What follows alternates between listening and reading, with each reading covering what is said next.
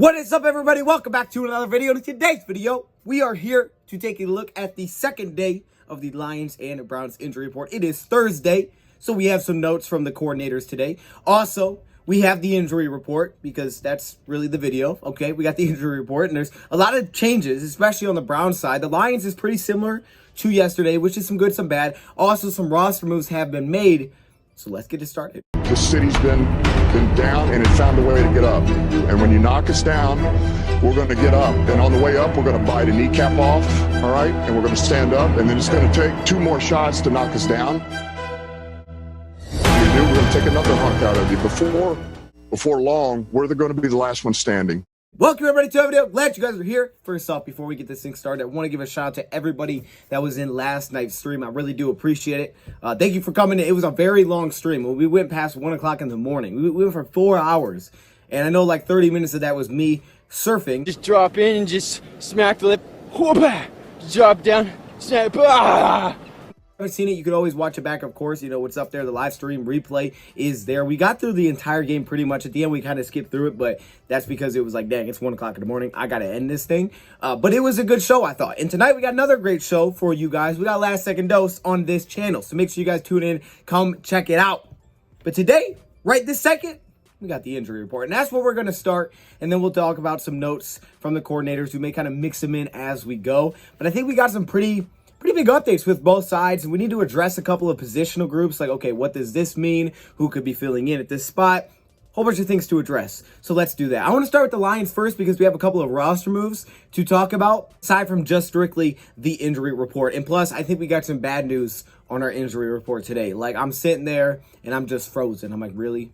Really? Hey guys, I'm really sad. Let's talk about the roster moves first. The Detroit Lions have activated Corey Ballentine off of injury reserve to their 53-man roster. So Corey Ballentine will take up the 53rd spot on the roster. I believe it's full. I tried to count the players, but it's not completely updated. So I believe now the 53-man roster is full with Corey Ballentine back off of injury reserve. He was day 9 into it. Now he's back. He's dealing with a hamstring injury. He's helped us a ton on special teams, and he does give us some depth at cornerback. When we get to the cornerback position on the injury report, you'll see why that could be helpful, because there's a guy named Gilbert who did not participate today. I think I just gave it away. I did just give it away. But he gives us some of that depth, but he also gives us that special teams ability. Now, there will be some questions about who's the returner, because it was Corey Ballentine when Godwin struggled at the beginning part, but these last couple of weeks, man, he's been really good. I really think this past week against the Steelers, he was fantastic. Special teams was a very big part of this game. But Corey Ballentine has helped in many other ways aside from just kick returns. He's been able to play coverage as well. It can still be beneficial for us there. And again, like I said, he can give us quarterback depth.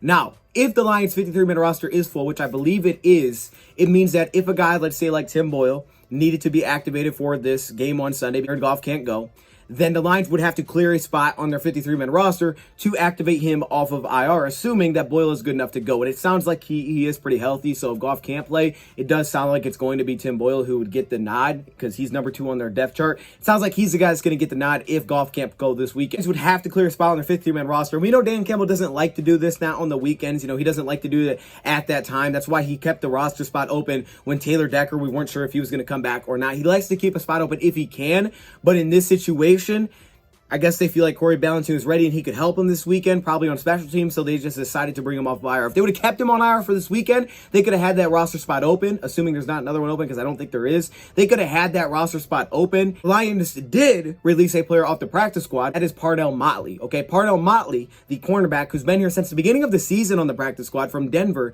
has been let go. And I guess this one makes sense. We've had some of these young cornerbacks that we've recently brought in, specifically Mark Gilbert, who stepped in last week, gave him a shot, and I thought he delivered. You know, he was pretty good for how far we're talking on the depth chart. If he's also working back, he's at practice now. So I guess you don't really need a guy like that if he still hasn't, to this point, worked up to getting consideration to being active in a game. So Parnell Motley has been let go off the practice squad. We don't necessarily know if Goff is going to play or not. The Lions are still kind of waiting on this, and he didn't practice today, spoiler alert, But it's not a big surprise because that's kind of what we were told was going to happen. It's really about Friday and Saturday for Jared Goff and his health. Ronald Allison has been added back to the practice squad. So he was let go a couple of days ago. He has been put back onto the practice squad. So he's back and he's with us once again. So that's what we're looking at right now with the Lions roster. So like I said, if the Lions do decide that they're going with Tim Boyle, they would have to clear a spot. Someone would have to get waived. And maybe they can get him back to the practice squad. We know Campbell doesn't want to do that, but that's kind of the situation that we're in. Who is the starting kick returner? I got to believe it's going to be Godwin. I don't think you can take Godwin out of that role personally. Like, he's had some big plays, and maybe Campbell felt like there was some meat on the bone with a couple of those, but I don't think you can take this guy out for Ballentine, who's averaging 23.5 yards per return, and now it's Godwin, who's averaging 27.6. So I don't think you can. But anyways, let's take a look at this injury report for the Lions for Thursday. A couple updates here. Start with the one that's very unfortunate. It's the first one. It's at the very top. It's Taylor Decker, who did not participate today. Oh my goodness. I saw that. You know what? I didn't even see this, because I didn't want to believe I was seeing this. You know, like I saw it when I looked at it the second time, and I was like, wait a minute, why is Taylor Decker on this list? He wasn't on here yesterday. It's a new injury for Taylor Decker. Now, I don't know what's going on with this, but as you can see, he did not participate today with an elbow injury. It's a finger that kept him out, not an elbow injury, right? So this one is, I'm not really sure what's going on here with his elbow. This tells me that something probably happened in practice. You know, so maybe they just took him out and let him get some rest for it. But this is very concerning, and it's something that we'll have to keep an eye on for tomorrow, because if he doesn't practice again tomorrow, he could legitimately be out again this weekend, and that would really stink. Starting quarterback Goff, backup Boyle, whoever is out there, they're going to want to have Taylor Decker, not just for the pass game, which is very helpful, but also for the run game. Now, I think he knocked off some rust as that game went on last week, but man, he is the leader of this unit. Our coaches have talked about the big impact. Anthony Lynn talked about it. No one said anything today. None of the coordinators like Anthony Lynn said anything like, oh, you know, he's dealing with this. He may not get to go this Sunday. He didn't bring it up, but I also believe that they did that before practice. So it makes me believe that something happened in practice with Taylor Decker today with his elbow, but he did not participate. So it's concerning. I got to hope it's something that's just a little nick, and maybe it's just sore, and it's like, okay, let's not participate today. We'll come back and we'll hit it Friday. That's going to be a big update for tomorrow, all right? Because we know Matt Nelson is also dealing with something. We scroll down a little bit, you can see Matt Nelson's on here. The good news is Matt Nelson returned to practice in limited fashion. Now, behind Matt Nelson, we got Will Holden. Now move Penei Sewell back to the right tackle position, where I thought he played pretty darn well last week against the Pittsburgh. I actually thought he played really well last week against the Pittsburgh Steelers. So at that point, Matt Nelson comes back, you would pretty much have to move Sewell back to the left tackle position. You don't want to go through all of that, but unfortunately, that could be the situation that we're in. So we'll just keep an eye on it. Hopefully that is not the case, and hopefully Taylor Decker is okay. I hate to hear that. Okay, Mark Gilbert, he's also a new addition to this with illness. We've seen many times guys on here with illness, and I think pretty much every time the next day they return to practice. I don't know what he's dealing with, you know, like we always say, you know, get a blanket, go to sleep, get some soup. You know, get some SpaghettiOs, whatever it is. Sometimes that don't sound good. That could be a little bit too filling. I don't know what y'all eat when you don't. Comment question today: when you don't feel well, you know, you just got a cold, like you ain't feeling good. You got the, you know, you got you're real tight. You got the tightness. You just want to lay there and sleep. What do you eat? Like, what's your go-to? Probably not a lot, but what is it? What do you like? Hey, are you a dude that's like, I need a burger? Like, who eats a burger when they're sick? You know what?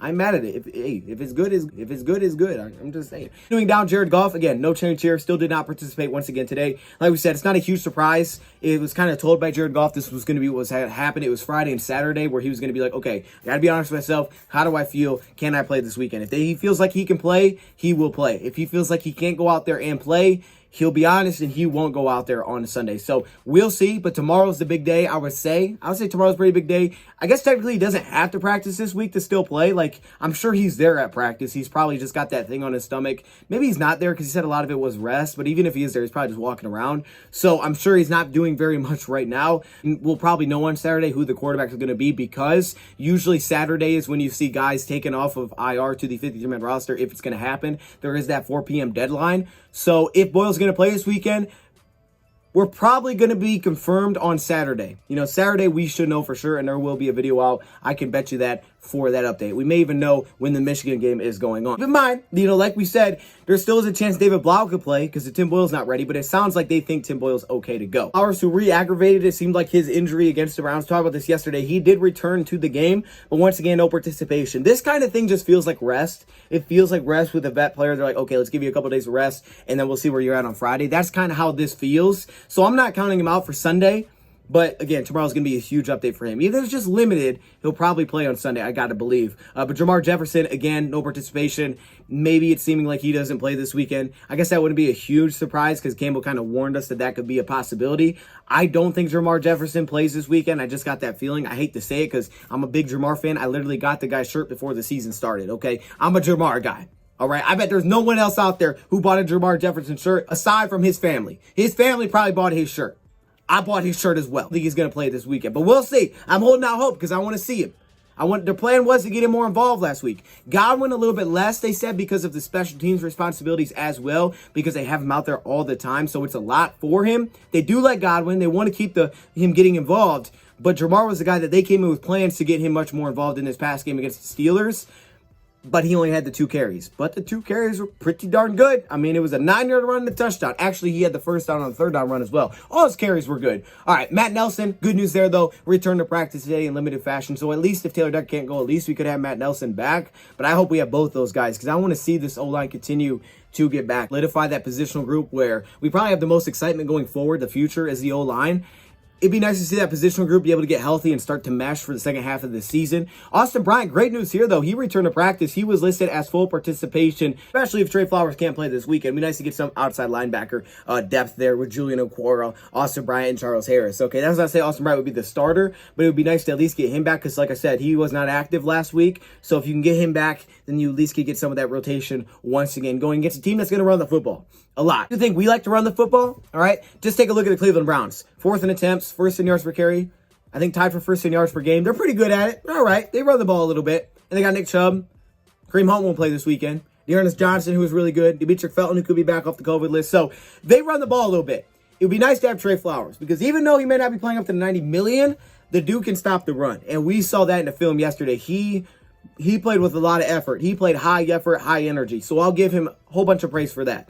Anyway, hopefully we can get him back. Austin Bryant can help us there, though, too, because I think that's his biggest strength is actually stopping the run. You have Deshaun Hand, so don't count him out. DeAndre Swift, running back, shoulder, limited participation once again today for DeAndre Swift. I don't know where the shoulder came from. I'm not sure what happened there. Again, Dan Campbell said he'd be a little bit limited yesterday, but he's good. So I'm not really worried about the Swift situation here. It sounds like he's going to be good to go for Sunday's game. And it doesn't sound like maybe he'll be limited on Sunday. No updates yet, though. Maybe we'll get more of an update tomorrow with it.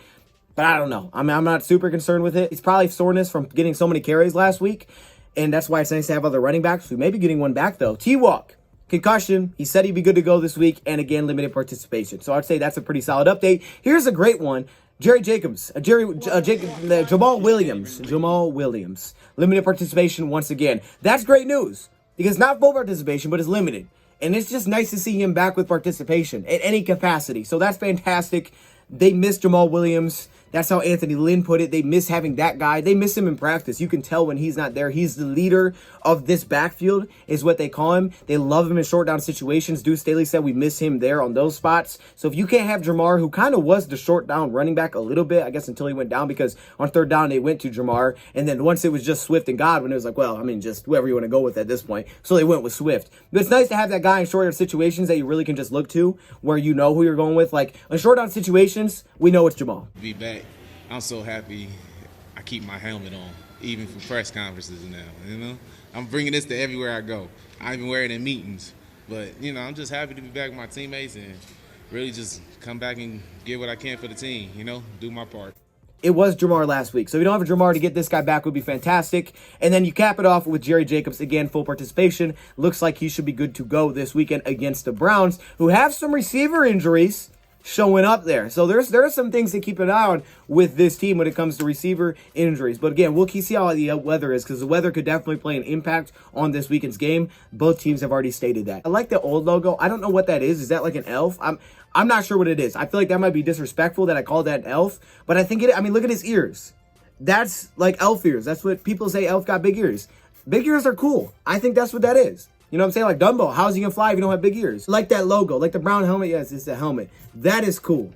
That is awesome. I like that. I do. I really like that. All right, anyways, let's take a look at this injury report because they got some good news here today. They got a lot of good news, I think, today. We got some updates with some of the players on the COVID list, so let's dive into it. Starting at the top, Jadeveon Clowney, limited participation once again. And our coaches stressed today, get overlooked, that these defensive ends, Clowney, Myles Garrett, they get overlooked as run defenders because everybody thinks of them as pass rushers. They said Clowney can run things down from behind, set the edge when it's ran his way. I think that's what Anthony Lynn said. So having both these are two really good D linemen. I went back and I watched some more film of them defensively today, and I think one thing that sticks out is that this is a team that really leans on their D line. They play a lot more smaller linebackers, but they lean on their defensive line. It's a big boy defensive line that's got bodies, it's got talent, and they trust them to really set the tone playing that 4-3 defense. Behind that, they got smaller guys. Jeremiah Owusu-Koramoah, who's in place to get a bigger role this weekend. Anthony Walker, I liked him this offseason. He signed with the Browns. Taki isn't the biggest guy either. So they got some big D linemen, and they trust them to win their one-on-ones.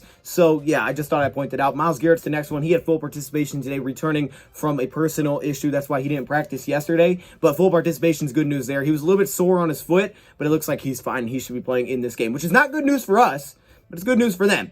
AJ Green, concussion. With concussion, did not participate for the second straight day, so could possibly be missing a little bit of cornerback depth there. Blake Hance. Now, this one confused me because you can see he's listed with full participation. Yesterday, I'm pretty sure it said limited. However, today it said full. And then yesterday it said full. So I'm like, hold up. Did they really change this on me? They're messing with me. Trust me when they're messing with me. All right? They are. But anyways, it was full participation today. They're starting right tackle. I probably should make that more clear. So he's their starting right tackle right now because Conklin is not there. Conklin is out, so he's the starting tackle. He is not their guard right now. Now, Blake Hance, he's kind of a jack of all trades, and I didn't even realize this. The guy is taking reps at both tackle spots. He's taking reps at centers. He's kind of been a do-it-all. So while he's maybe their weak link on the O-line, he's done a lot of different things. Now, we're going to get to another O-lineman who did not participate today, and that's kind of a big one in a second. But Blake Hance, full participation, looks like he should be able to play. Troy Hill, back-to-back days, no participation, has not been his best season.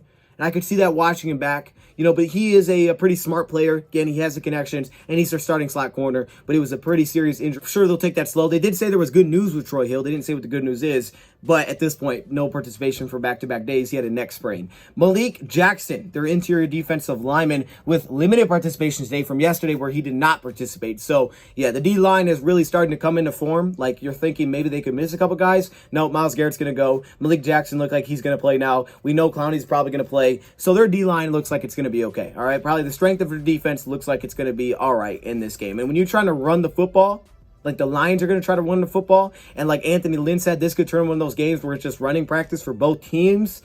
It's about those trenches. So if we're missing a guy like Taylor Decker and their D-line's there, that's why we need Decker, y'all. We need Taylor Decker this week. That's a big one to keep an eye on. But for them, their D-line is looking much better there. Jarvis Landry, he returned today. Limited participation with his knee injury. He's back at it in practice. Did not participate yesterday, but their number one is back. And this is a huge one. I'm sure this is the headline one. Is Baker Mayfield, who said at this point he's the most beat up that he feels like he's been.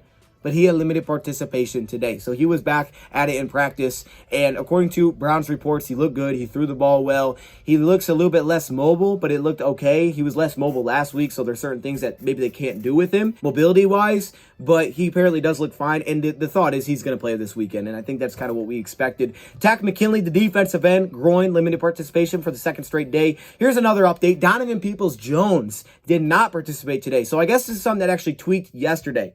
He tweaked his groin yesterday in practice, and that's why he did not participate today. So today he spent the day on the bikes off to the side working out there. Now, it was not great field conditions, and look, we ain't even in a game day yet. Not great field conditions. Guys were slipping, guys were falling, so you got to be careful with that. Not counting him out because of that. It could just be more of a cautionary thing, like, okay, you tweaked it, let's not put you out there. You don't want to make it even worse. We'll see where Friday is with Donovan Peoples-Jones. That'll be a big day for him. Anthony Schwartz, again, no participation today, the speedster receiver. Here's a huge one, though. J.C. Treader. This is their starting center. He's a good center, and he's listed with a knee injury with no participation today. Now, the reason this is a big one is because they really don't have another center technically right now that's up on their roster.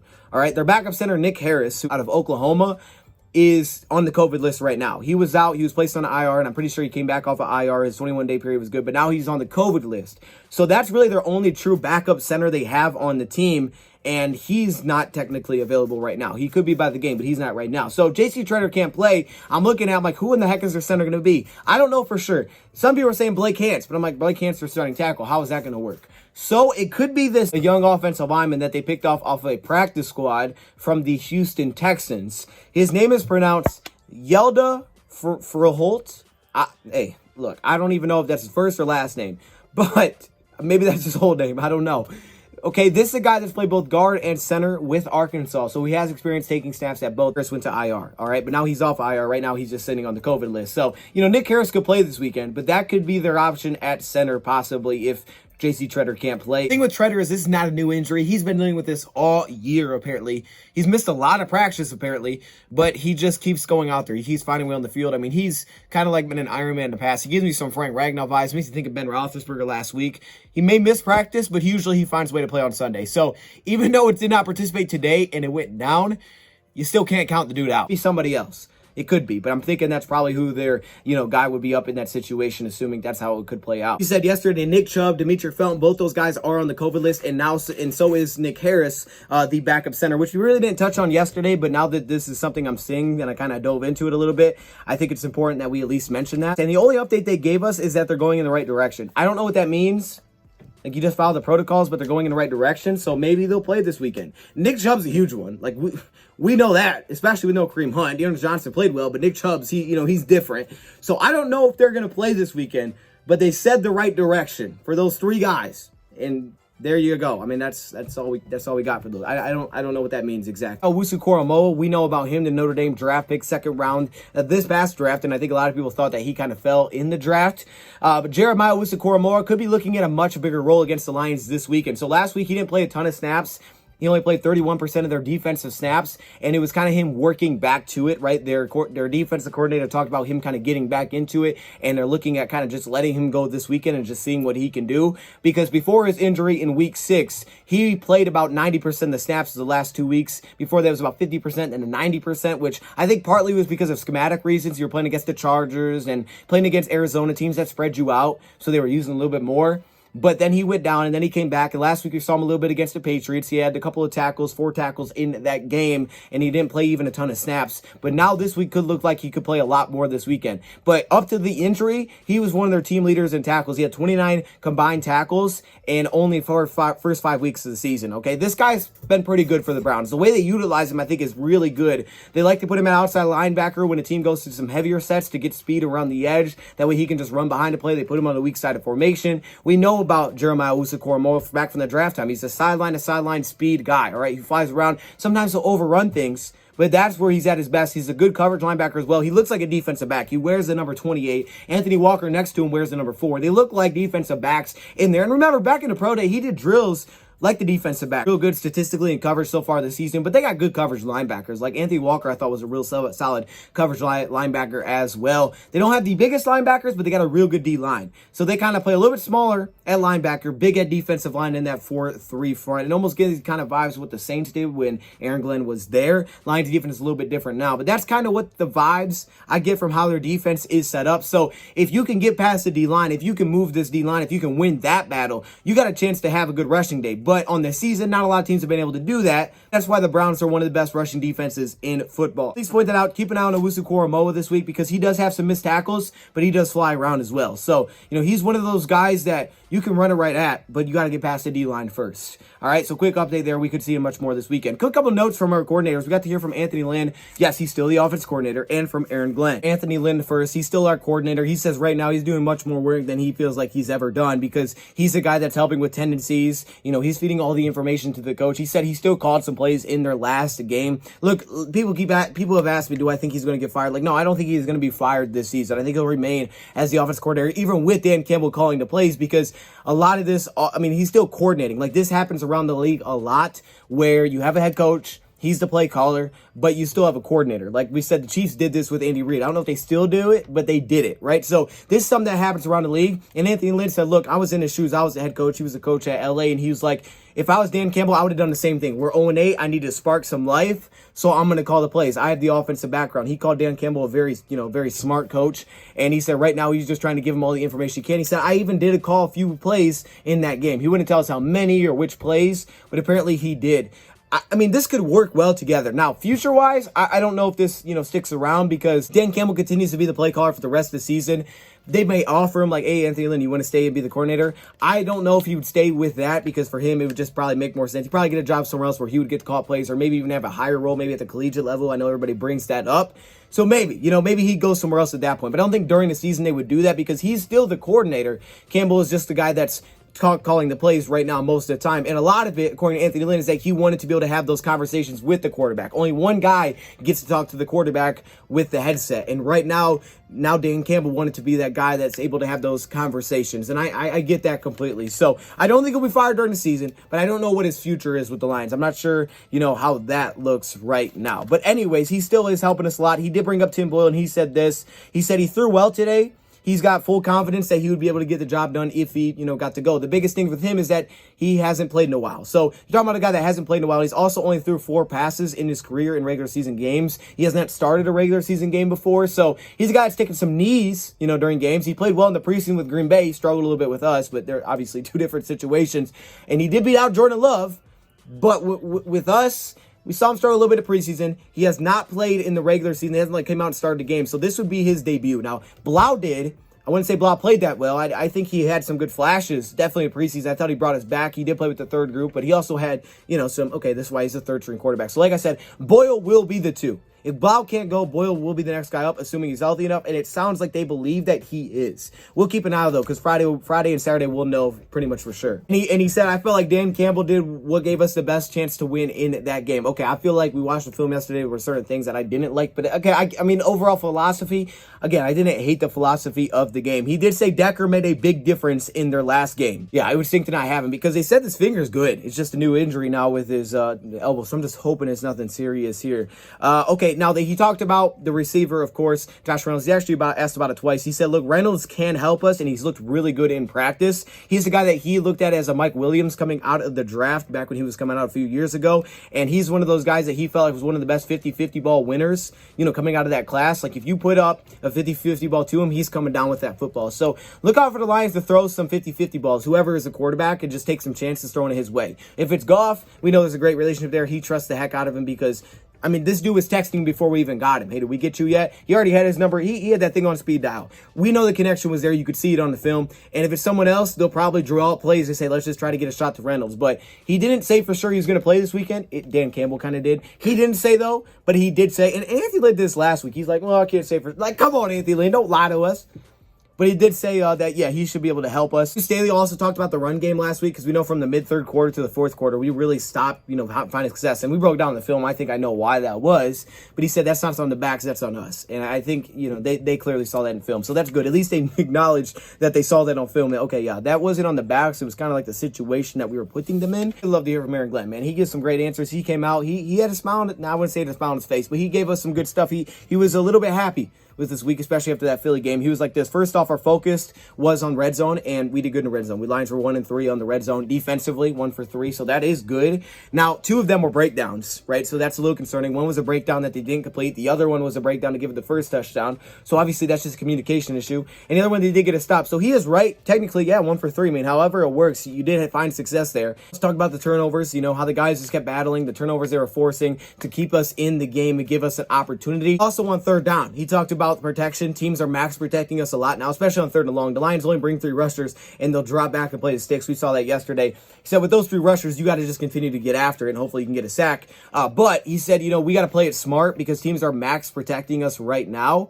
And a lot of times they're just getting forced in the checkdowns because of who we're playing defensively. That's perfectly fine. We allowed 7 of 17 last week for the Steelers. As long as we're getting off the field, I mean, that's fine with me. It wasn't perfect, but I thought there was some good there. We did get a little bit of pressure, but it wasn't, as much as we would have liked to have gotten for sure. And he did say it. Game's about one-on-ones. He said this before, and I think what he's pointing to there is that we didn't win enough of our one-on-ones on the D-line. He, of course, went back to this. Because right now the spread is 11 points for this Lions-Cleveland game. The Cleveland Browns are favored by 11. Maybe some of that's because we're not sure who our quarterback's going to be, so it went up a little bit. But it's an 11-point spread, and he brought up again. Look, it's a week-to-week league. You can't overlook anybody in this league. You always got to be on your toes. He's bringing up multiple teams that got blown out. He was like, look at the Rams, on Monday. Look with the Patriots. Look what they did to the Browns. And he brought up multiple teams. He went back and said the Patriots got blown out earlier this year. It's week by week. And he said for us, he kind of like hinted towards, our time is coming to be that team that blows somebody out that no one's expecting. There was one, right? Who was it? And Dallas got blown out by Denver. He brought up that one as well. The game wasn't even close. Our time is coming where we just blow someone out of the water that they were expecting to beat us pretty bad, because it is a week-by-week game. And you got to stay on your toes. You got to be ready week by week. I'm with you 100% there, Aaron Glenn. We expect our guys to do that, to send a message, not only for that game, but send a message for teams, going forward. Anthony Lynn also talked about kind of sending a message as well. Like, he feels like the Browns will kind of respect our run game just because of what happened this past week and we ran it. And even the Browns players talking about today, Jeremiah Uzukorimoa brought it up. They like to run the ball a lot. He called Hawkinson their most solid player. I was like, okay, that's how you feel. So we may see a lot of JOK on Hawkinson this week because he's a good coverage guy. So we'll keep an eye on that matchup for sure if that's what we get. Yeah, this could turn into a heavy run game again. And right now, first off, Lions got to get healthy. Decker got to get back out there. We need Allison to play, and because the Browns are healthy. And then number two, I don't care what it looks like. Like, I've never cared what it looks like. This could be the ugliest game in the world. I don't care how we play it, as long as we can find a way to get the job done. That's literally all. Like, I could watch the film and be like, this is disgusting. But if we win the game. The stats, we could have 2 yards passing. We could have 1 yard rushing. But if we win, I'm going to be happy all week. Y'all know that. Let me know your thoughts, comments below. We'll be back tonight for Last Second Dose. Thank you, Prop, for watching. I know this one was probably a little bit longer because we had a lot of notes. That's okay. Thank you, Prop, for watching. And I'm out.